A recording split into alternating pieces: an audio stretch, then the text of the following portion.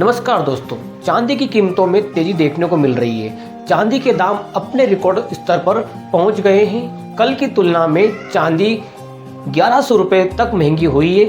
चेन्नई में चांदी का रेट 2,10,900 रुपये के स्तर पर है। दिल्ली में चांदी का रेट कम होकर 1,99,000 रुपये प्रति किलोग्राम पर आ गया है।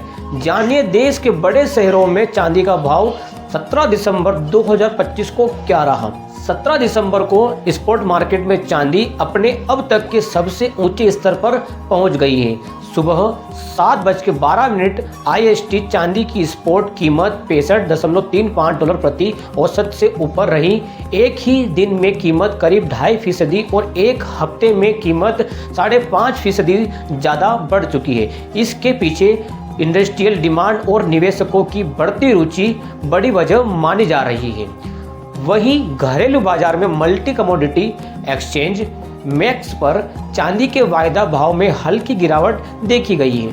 मंगलवार को चांदी फ्यूचर प्राइस 1,97,650 रुपये प्रति किलो बंद हुआ, जो पिछले बंद भाव से करीब 0.53% कम है।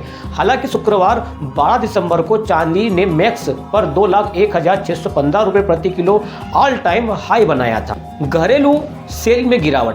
कीमतों में तेजी के बावजूद घरेलू बाजार में चांदी की बिक्री कमजोर रही है। Indian Boolean jewellers association IBJA के मुताबिक नवंबर 2025 में चांदी की बिक्री साल दर साल आधार पर करीब 10% घटकर नीचे आई है। IBJA के आंकड़ों के अनुसार हाल के दिनों में 999 शुद्धता वाली 1 किलोग्राम चांदी की कीमतों में उतार चढ़ाव देखने को मिला है। 11 दिसंबर 1,88,281 रुपये, 12 दिसंबर 1,95,180 रुपये, 15 दिसंबर 1,93,417 रुपये, 16 दिसंबर 1,91,975 रुपये। देश के बड़े शहरों में चांदी की कीमतों में ज़्यादा कुछ अंतर नहीं है। स्थानीय टैक्स, ज्वेलर्स के मार्जिन और ट्रांसपोर्ट खर्च के कारण मामूली फर्क देखने को मिल रहा है। चेन्नई, हैदराबाद, केरल में करीब चांदी 2,11,000 रुपये प्रति किलोग्राम बिक रहा है, जबकि दिल्ली, मुंबई, कोलकाता, बेंगलुरु और पुणे में करीब 1,99,100 रुपये प्रति किलो किया।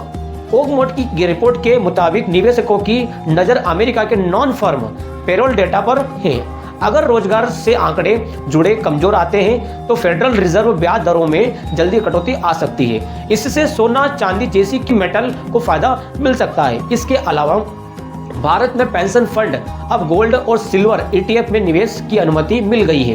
पेंशन फंड अपने एसेट्स अंडर मैनेजमेंट AUM का 5% तक गोल्ड और सिल्वर ETF में निवेश कर सकेंगे। इससे चांदी में निवेश की मांग और बढ़ सकती है। आगे क्या रहेगा रुझान, जानिए। रिपोर्ट के अनुसार बाजार मान रहा है कि जनवरी में फेड ब्याज दरों में स्तर स्थिर रहेगा और अगले साल 2 बार कटौती की संभावनाएं हैं। ऐसे में आने वाले दिनों में चांदी की कीमतों में उतार चढ़ाव के साथ मजबूती बने रहने की उम्मीद जताई जा रही है। तो ऐसे ही इंफॉर्मेटिव जानकारी के जानने के लिए हमारे साथ जुड़े रहें और चैनल को सब्सक्राइब करें।